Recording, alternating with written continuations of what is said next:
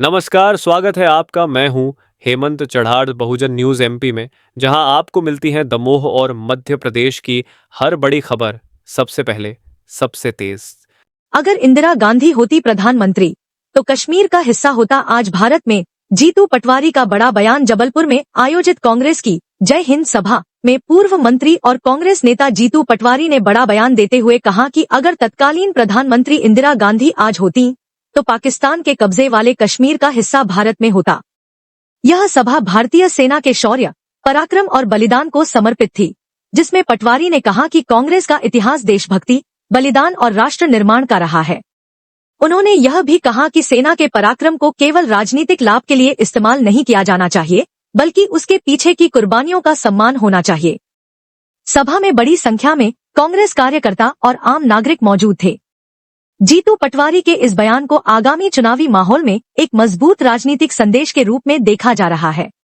उन्होंने इंदिरा गांधी की नेतृत्व क्षमता को भी याद करते हुए उन्हें सशक्त प्रधानमंत्री बताया। आज जब हम भाषण दे रहे होते, पाकिस्तान से कश्मीर का हिस्सा भारत में मिला हुआ होता अगर इंदिरा जी प्रधानमंत्री होती तो।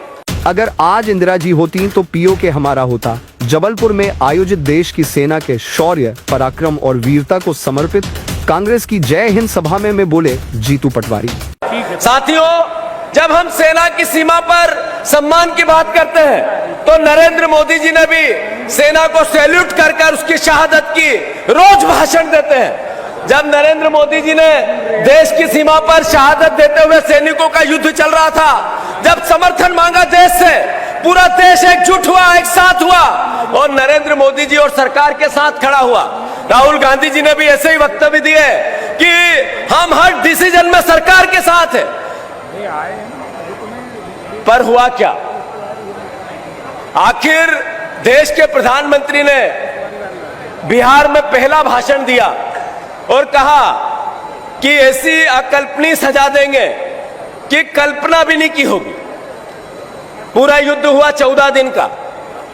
देश के विदेश मंत्री ने बयान दिया, हमने पाकिस्तान को पहले बता दिया था कि हम कहां अटैक करने वाले हैं। देश साथ हुआ था नरेंद्र मोदी के इसलिए कि हम तो पाकिस्तान ने जो कब्जा कर रखा है कश्मीर को उसको लेंगे।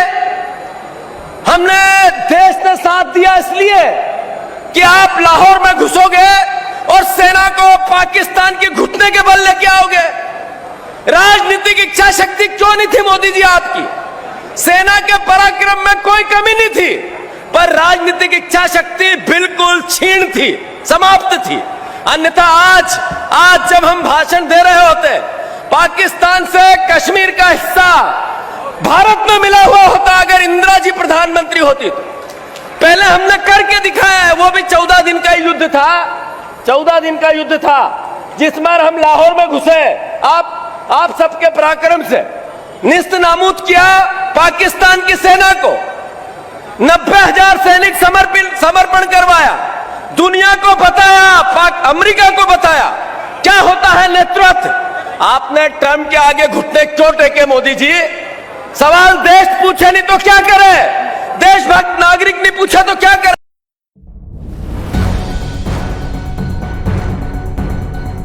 दमोह जिले के हटा थाना क्षेत्र में एक ट्रक मालिक के साथ लाखों की धोखाधड़ी का मामला सामने आया है। पीड़ित ने बाबू खान, गुड्डू उर्फ फिरोज और मोंटी उर्फ शहबाज पर आरोप लगाते हुए कहा कि इन लोगों ने 14 लाख रुपए में ट्रक खरीदने का सौदा किया, लेकिन केवल 2,35,000 रुपए देकर ट्रक ले भागे। आरोपी फर्जी दस्तावेज और चेक का इस्तेमाल कर गाड़ी ले गए और फिर फोन बंद कर दिया। पीड़ित ने 1 साल तक हटा थाने और एसपी कार्यालय के चक्कर काटे, जिसके बाद 4 माह पहले एफआईआर दर्ज हुई, लेकिन अब तक न ट्रक मिला न आरोपी पकड़े गए। पीड़ित का आरोप है कि हटा पुलिस ने आरोपियों से पैसे लेकर कार्रवाई रोक दी। ट्रक की किस्तें भरने में असमर्थ पीड़ित पर अब चेक बाउंस का केस भी दर्ज हो चुका है। पीड़ित ने ट्रक दिलाने और नुकसान भरपाई की मांग की है।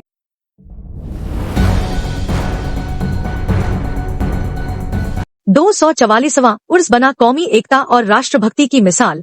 नरसिंहगढ़ दरगाह पर गूंजे हिंदुस्तान जिंदाबाद के नारे। दमोह जिले के नरसिंहगढ़ स्थित बाबा तैयब अली शाह की दरगाह पर 244वां सालाना उर्स बड़े श्रद्धा और राष्ट्रभक्ति के साथ मनाया गया। यह दरगाह कौमी एकता की मिसाल मानी जाती है और इस बार उर्स में देशभक्ति का अद्भुत संगम देखने को मिला। उर्स की शुरुआत तिरंगा चादर पेश कर हुई। वहीं लोगों ने पहलगाम आतंकी हमले में शहीदों को श्रद्धांजलि अर्पित की। हाथों में तिरंगा झंडियां लेकर जायरीन ने हिंदुस्तान जिंदाबाद के नारे लगाए और एकता का संदेश दिया। प्रसिद्ध कव्वालों ने देशभक्ति से ओतप्रोत कव्वालियों की प्रस्तुतियां दी, जिससे पूरा माहौल राष्ट्रप्रेम से भर गया। आयोजन में दमोह सहित देश भर के विभिन्न शहरों से हजारों जायरीन शामिल हुए। उर्स के मन से यह संदेश स्पष्ट हुआ कि आस्था और राष्ट्रप्रेम साथ साथ चल सकते हैं। यह आयोजन न सिर्फ धार्मिक बल्कि सामाजिक सौहार्द का भी प्रतीक बन गया।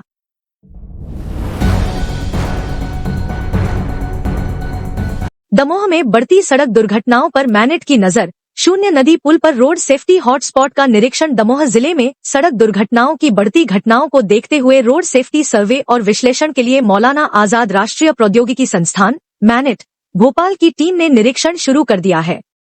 प्राध्यापक अनुज जायसवाल के नेतृत्व में टीम ने परसवाहा मार्ग स्थित शून्य नदी महादेव घाट पुल के हॉटस्पॉट का निरीक्षण किया। निरीक्षण के दौरान टीम ने पुल क्षेत्र में स्पीड ब्रेकर, साइन बोर्ड और अन्य सुरक्षा उपकरणों की तत्काल आवश्यकता जताई है। मैनेट की यह विशेषज्ञ टीम जिले में चिन्हित सभी ब्लैक स्पॉट्स का परीक्षण कर रही है, ताकि दुर्घटनाओं को रोकने के लिए तकनीकी समाधान दिए जा सकें। जिला प्रशासन द्वारा इस पहल को गंभीरता से लेते हुए जल्द ही आवश्यक सुधारात्मक कदम उठाने की तैयारी की जा रही है।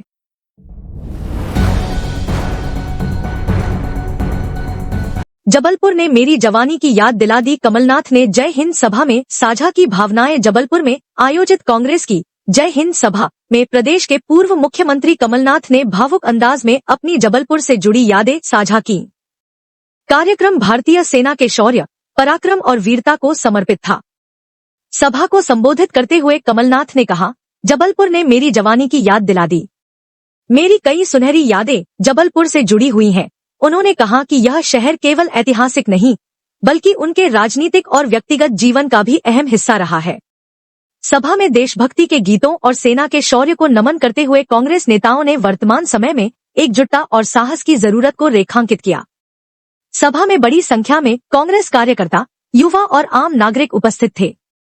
यह आयोजन न केवल सेना के प्रति सम्मान का प्रतीक बना, बल्कि नेताओं के व्यक्तिगत जुड़ाव ने भी सभा को विशेष बना दिया। जबलपुर में आयोजित देश की सेना के शौर्य, पराक्रम और वीरता को समर्पित कांग्रेस की जय हिंद सभा में पूर्व मुख्यमंत्री कमलनाथ बोले, जबलपुर ने मेरी जवानी याद दिला दी। मेरी बहुत यादें जुड़ी हुई है जबलपुर से।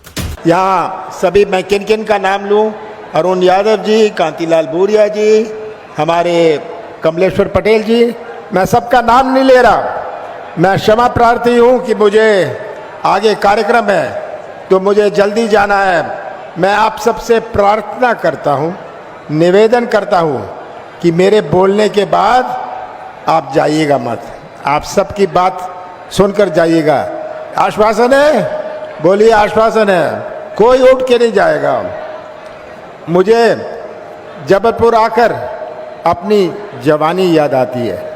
बहुत बहुत हमारे मेमोरीज हैं जबलपुर की, और यहाँ आके मैं आज सुबह से अपनी जवानी को याद कर रहा था। आज महारानी अलियाबाई होलकर की 300वीं जयंती पर मैं उन्हें प्रणाम करता हूँ। महारानी अलियाबाई ने हमेशा न्याय की लड़ाई लड़ी और इन्होंने पूरे देश में प्राचीन हिंदू मंदिरों का नव निर्माण किया। आज जो इंदौर शहर Subscribe the Bahujan News and like this video.